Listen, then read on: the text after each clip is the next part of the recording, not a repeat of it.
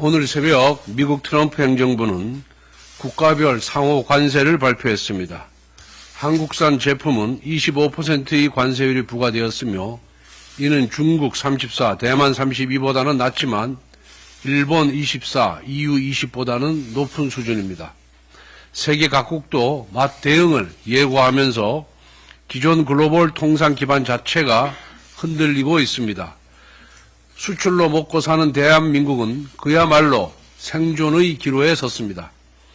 이러한 엄중한 상황 속에서 정부와 기업 그리고 국민은 이미 최선을 다하고 있습니다.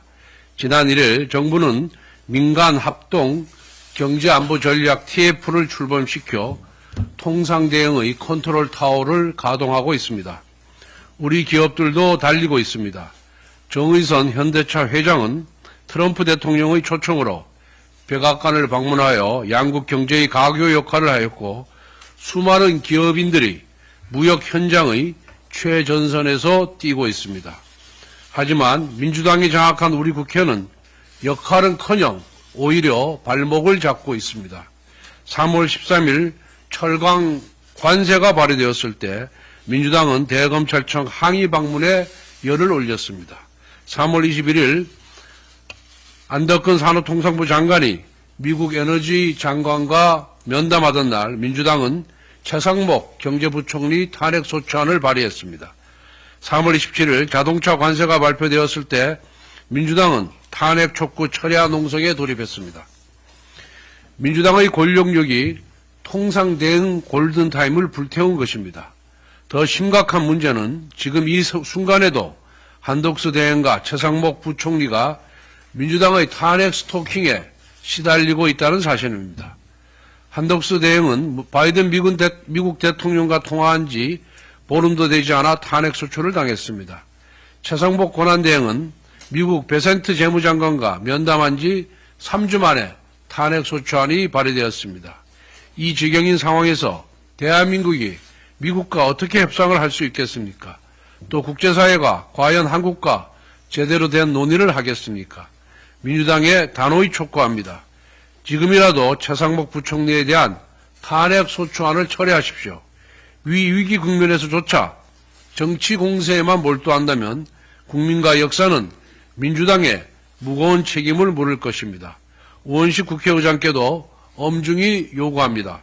끝내 이재명이 국익 대신 자신의 권력력을 선택한다면 의장은 표결을 위한 본회의를 개최하지 말아야 합니다. 만약 이재명의 정치적 방탄복을 자처한다면 국회의장 역시 그 책임에서 자유로울 수 없음을 분명히 밝혀둡니다. 윤석열 대통령 탄핵 심판 선거를 앞두고 민주당은 불복과 극언의 난장판을 벌이고 있습니다. 며칠 전에는 헌법재판관을 향해 탄핵을 기각시키면 을사오적, 을사팔적 반역자라고 했습니다. 어제는 제2의 이완영이 되어 자자손손 살아갈 수 없을 것이라고 했습니다.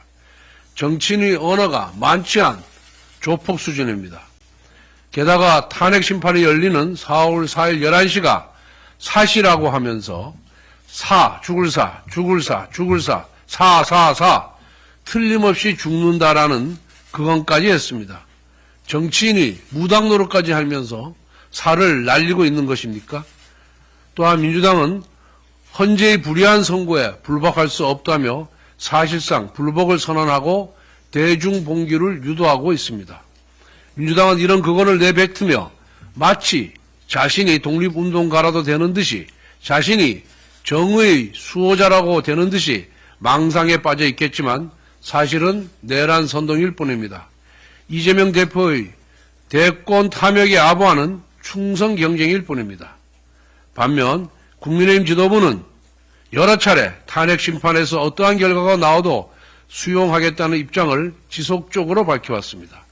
국민의힘과 민주당 중 누가 진정 헌정을 수호하는 정당인지 명백합니다. 탄핵이 기각되어도 또 인용되어도 우리 사회의 갈등은 더욱 심각해질 것입니다.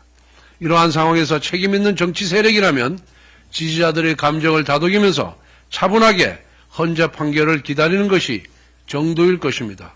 그런데도 민주당은 극단적인 언어를 난사하면서 사회 갈등을 오히려 내전 수준으로 악화시키고 있습니다.